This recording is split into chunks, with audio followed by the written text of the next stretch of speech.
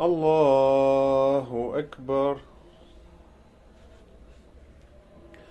الحمد لله رب العالمين، الرحمن الرحيم، مالك يوم الدين. إياك نعبد وإياك نستعين،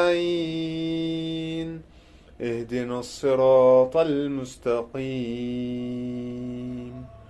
صراط الذين أنعمت عليهم غير المغضوب عليهم ولا الضالين.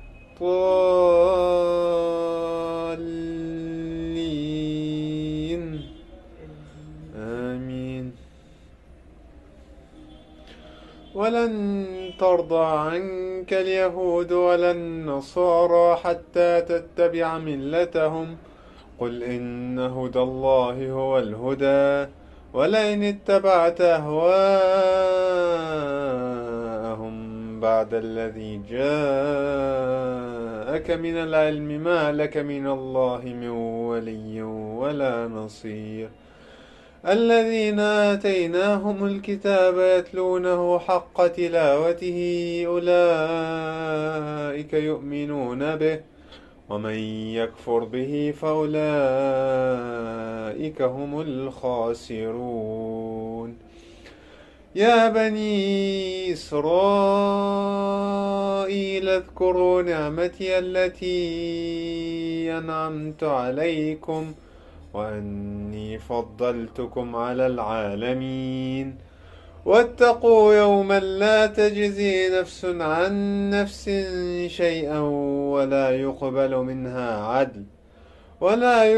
منها عدل ولا تنفعها شفاعة ولا هم ينصرون.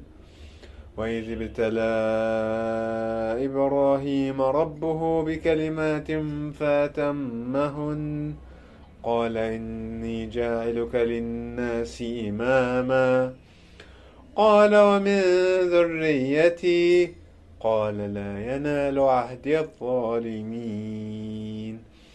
وإذ جعلنا البيت مثابة للناس وأمنا واتخذوا من مقام إبراهيم مصلى، وعهدنا إلى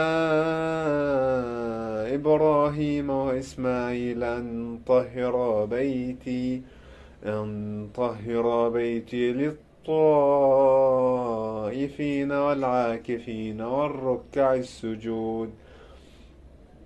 وإذ قال إبراهيم رب اجعل هذا بلدا آمنا وارزق أهله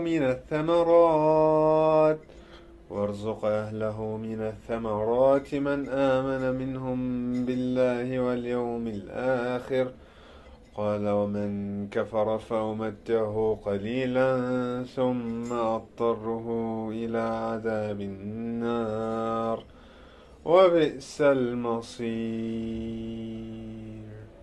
الله أكبر.